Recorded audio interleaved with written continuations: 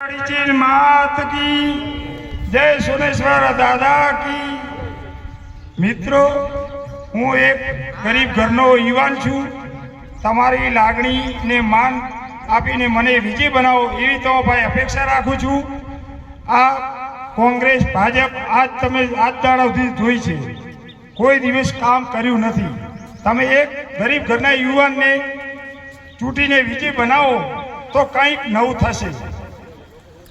અને સરકાર એમ કહે છે કે ધારો કોઈ ભાજપની સરકાર છે તો તાલુકા પંચાયત, જિલ્લા પંચાયત, સંસદ, ધારાસભ્ય ટોટલ લિંક ઉપર પહોંચાડેલી છે, તો તમારો કોઈ જવાબ હોભળતો નથી।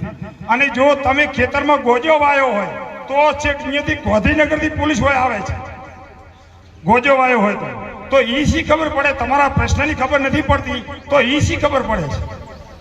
એટલે વિચારવાનું તમારે છે। અમે તો એક આમ આદમી તરીકે યોદ્ધા તરીકે લડાઈ લડી રહ્યા છે અને તમે કાંઈક આશીર્વાદ આપશો ને તો હું મોટું કોઈક કામ કરી શકીશ। પછી એમ કહે છે કે કાયદામાં રહેશો તો ફાયદામાં થશો, પણ એ શબ્દ છે ઊંધો। કારણ કે કાયદો આપણને લાગુ પડે છે, ભાજપવાળાને લાગુ પડતો નથી।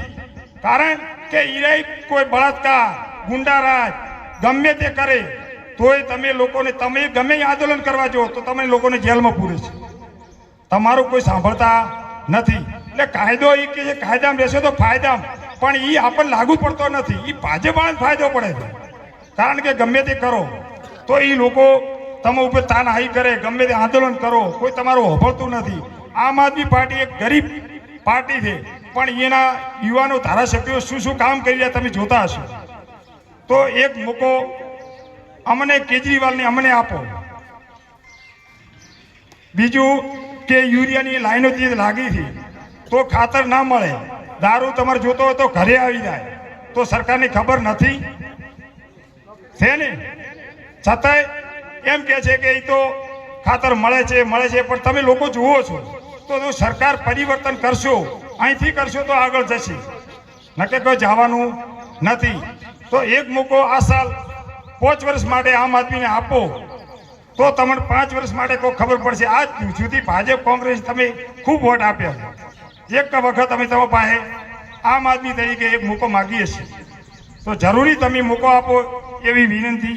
જય ભારત માતા।